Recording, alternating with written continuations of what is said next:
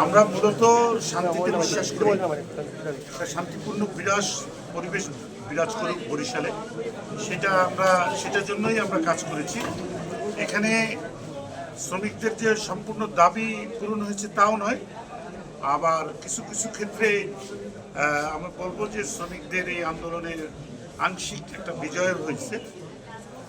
সেক্ষেত্রে আমরা এখানে আলাপ আলোচনার মধ্যে যেটা আসছে, যে সকল চাকরিচ্যুত কর্মচারী যাদেরকে চাকরিচ্যুত করা হয়েছে, এই অপশনিন ফার্মা এবং এই গ্লোবাল শীতে ওখানে যে নতুন ফ্যাক্টরি হচ্ছে ওখানে তাদেরকে নিয়োগ দেওয়া হবে জাগুয়ায়, এবং সেক্ষেত্রে তাদের বয়স শিথিলযোগ্য থাকবে।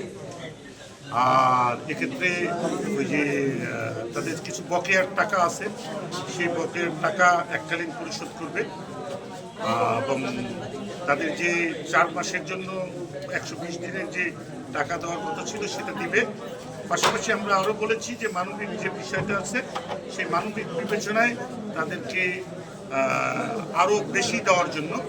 আমরা দেখলাম যে শ্রমিকের ঐক্য এটা যে কোনো সমস্যার সমাধান করার জন্য তাদের ঐক্যই সবচেয়ে বড় অস্ত্র। এখানে যাদেরকে চাকরিচ্যুত করা হয়েছে তারা ঐক্যবদ্ধ ছিল, এবং ঐক্যবদ্ধ থাকার কারণেই বহু বাধা বিঘ্ন থাকা সত্ত্বেও এই আন্দোলনের একটা পর্যায়ে এসেছে। এবং শ্রমিকের যে মূল যে বিষয় ছিল চাকরির বিষয়টা, আফসোস লাইন এবং জাগুয়াতে যে নতুন হচ্ছে সেখানে তাদেরকে চাকরি দেওয়া হবে বয়স শিথিলযোগ্য।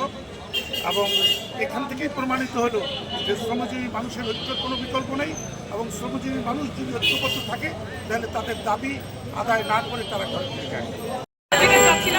চাকুরির নিশ্চয়তা, এবং সেই চাকুরির নিশ্চয়তা তাদেরকে দেওয়া হয়েছে এবং বলা হয়েছে অবস্থা লাইনে বা এখানে জাগুয়াতে যখনই কারখানা খুলবে তখনই নিয়োগ এদের মধ্য থেকেই করতে হবে, ছাদের কিছু শ্রমিকের মধ্য থেকে নিয়োগ দেবেন, তারা নিশ্চয়তা দিয়েছেন।